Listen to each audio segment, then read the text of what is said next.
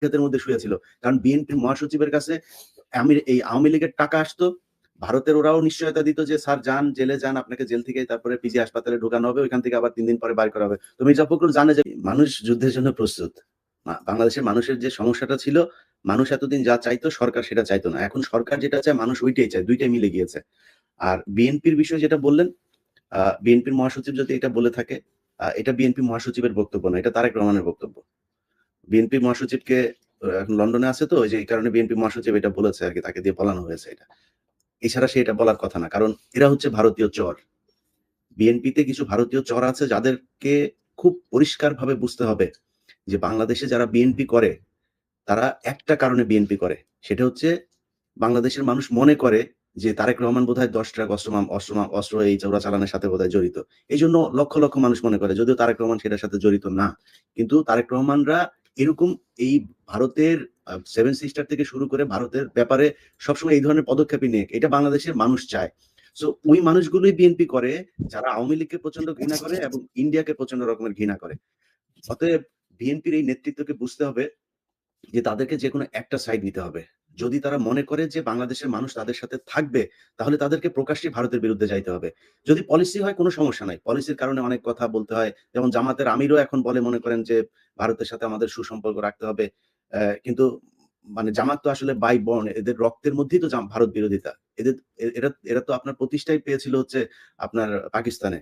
So তাদের সাথে তারা কোনদিন ভারতকে মেনে নেবে সহজ সরলভাবে, এটা আমার মনে করার কোনো কারণ নাই। আপনি দেখেন বিএনপির 'প্রথম আলো' নিয়ে যেই মহাসচিবের যে বক্তব্য, একদম স্পষ্ট ভাই, আমি উনার বক্তব্যটা শুনলাম যে উনি বলছেন, "এই বাংলাদেশকে আমরা চেয়েছিলাম। মিডিয়ার উপরে এই ধরনের জুলুম। এই বাংলাদেশকে চেয়েছিলাম। এই বাংলাদেশকে আপনারা ৫ তারিখের আগে দেখেছেন?" বুঝছেন? মির্জা ফখরুল ইসলাম আলমগীর ৫ তারিখের আগে এই বাংলাদেশ দেখে নাই। মির্জা ফখরুল দেখে নাই মাহমুদুর রহমান এই দেশে থাকতে পারেনি। পত্রিকা বন্ধ করে দিয়েছে। দিগন্ত টিভি, ইসলামিক টিভি, একুশে টেলিভিশনের চেয়ারম্যান ২ বছর জেলে ছিল, এটা মাহমুদুর রহমান দেখে নাই। কনক সারোয়ারের বোন ৬ মাস জেলে। বোন ভাই, মানে আমাদের মতো যারা আমরা সরকার বিরোধী ছিলাম, আমরা না, আমাদের পরিবারের উপর দিয়ে কি গিয়েছে এটা এই মির্জা ফখরুল জানে না। মির্জা ফখরুল এইটা জানে না যে বিএনপির কত মানুষ সারারাত ধান ক্ষেতের মধ্যে শুয়েছিল। কারণ বিএনপির মহাসচিবের কাছে এই আওয়ামী লীগের টাকা আসতো। ভারতের ওরাও নিশ্চয়তা দিত যে, "স্যার যান, জেলে যান। আপনাকে জেল থেকে তারপরে পিজি হাসপাতালে ঢোকানো হবে। ওইখান থেকে আবার ৩ দিন পরে বাইর করা হবে।" তো মির্জা ফখরুল জানে যে ওই কয়দিনে ওষুধ নিয়া যাইত, তারপরে আবার বের হয়ে আসতো। এরকম নাম ধরে অনেকগুলো বলতে পারি ভাই। সবার নাম আর বললাম না। আমার বিশ্বাস তারেক রহমান এই বিষয়গুলো দেখবেন এবং এই মির্জা ফখরুলের মতো আওয়ামী এবং ভারতীয় চর যেগুলো আছে, যারা এই ১৫ বছর আওয়ামী লীগের টাকা পয়সা খেয়ে তারপরে বাংলাদেশে রাজনীতি করেছে। ভাই আমি কয়েকটা জায়গায় আমি হইতে চাই। এই আওয়ামী লীগ সরকারের ১৫ বছরে যাদেরকে মানে যদি নাকি ফাঁসি নাও দিয়া থাকে, মানে টানা জেলে রাখে নাই, ভাই তাদের মধ্যে সমস্যা আছে। মনে করেন যে একটা ঘটনা ঘটলো, ওই ঘটনার সময় দেখবেন যে কয়েকজন মানুষ জেলে যাইত। কয়েকজন মানে যে ৫-৬ জন দেখতেন এই কজন জেলে যাবেই। এদেরকে আবার দেখবেন ওই ঘটনার পরপরই ছেড়ে দেওয়া হয়েছে। কিন্তু ছেড়ে দেওয়া হ্যাঁ। কিছু মানুষকে কখনোই ছাড়া হয়নি। তারেক রহমান দেশে আসতো তো দেখি তারেক রহমানকে কেমন ছাড়তো? কখনোই ছাড়তো না। এরকম বিএনপিরও কিছু মানুষ আছে। সাকা চৌধুরীকে কেন ফাঁসি দেওয়া হইলো? ইলিয়াস আলীকে কেন গুম করা হইলো? কারণ এগুলো হচ্ছে এই বিএনপির হার্ট ছিল। ভারত জানে যে এগুলো আমাদের জন্য হুমকি। যারা হুমকি না তাদেরকে কিছু বলে নাই। ইভেন ভারতে নিয়ে ধরে রাখছিল এরকম লোকজনের ব্যাপারে অনেক কথাবার্তা শোনা যায়।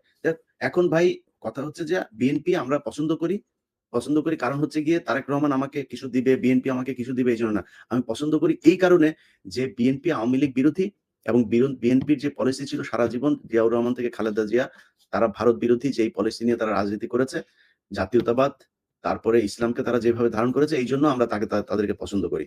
এখন বিএনপি যদি নাকি হঠাৎ করে মির্জা ফখরুলের মতো বাম-টামদেরকে দিয়া তারপরে আ আপনার বিএনপি পরিচালনা করার চেষ্টা করে এবং বাংলাদেশের মানুষ যেটা চায় তার বিরুদ্ধে কথাবার্তা বলে, তাইলে কিন্তু এই যারা কর্মী আছে, হয়তো অনেকের কষ্ট লাগতে পারে আমার কথা শুনে। অনেকে মনে করতে পারেন, ভাই আমি বোধহয় বিএনপির বিরুদ্ধে কথা বলছি। আমি বিএনপির মানুষের কথা বলছি। আপনি যদি মাসুম ভাই, আপনি দেশে যে অবস্থা চলছে, আপনি প্রতিটা জেলায় যান। প্রতিটা জেলায় তারেক রহমান প্রতি জেলায় আপনার দলের ভেতরে কোন্দল বাঁধিয়ে রেখেছে এই মির্জা ফখরুল। যেইখানে যাই আমি যদি নাকি খালি ভাই এখন মানে এই প্রোগ্রাম গুলো খালি করি, আমার কাছে যে কত জেলার খবর, এই সবার অভিযোগ একটাই। এখন আমি বলি, ভাই আপনাদের বিএনপির ভেতরে সমস্যা। এই সমস্যা আপনারা তারেক রহমানকে জানান, আপনার দলকে জানান। আমি যদি এটা নিয়ে নিউজ করি, তাহলে হবে কি যে আমি বিএনপিকে ভাঙতে চাইছি, আমি বিএনপির বিরুদ্ধে কথা বলছি, এগুলো আসবে। সো আমি সেটা আমি আমার জেলার কথা বলি। আমার জেলায় যে সদস্য সচিব বানানো হয়েছে, তারা সারা জীবন আওয়ামী লীগ করে এসছে। এবং তার যে মানে আমার কাছে যে ভিডিও গুলো আমার কাছে আছে, এটা যদি দেই ভাই, তারপরে কালকে সকালবেলা তারেক রহমান তারা বের করে দিবে। বিএনপির এই দেশের এই যে আন্দোলনটা হলো, এই আন্দোলনেও তাদের শত, শত মানুষ মারা গিয়েছে।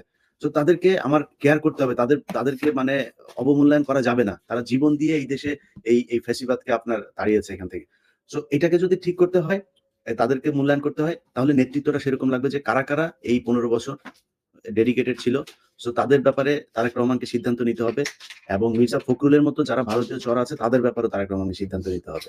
অতএব বিএনপির যেটা আপনি বলছিলেন যে ভারতের ব্যাপারে যেটা বলেছে, বিএনপির কাছ থেকে ভাই আমরা ভারতের কাছে এই ধরনের বক্তব্যই চাই।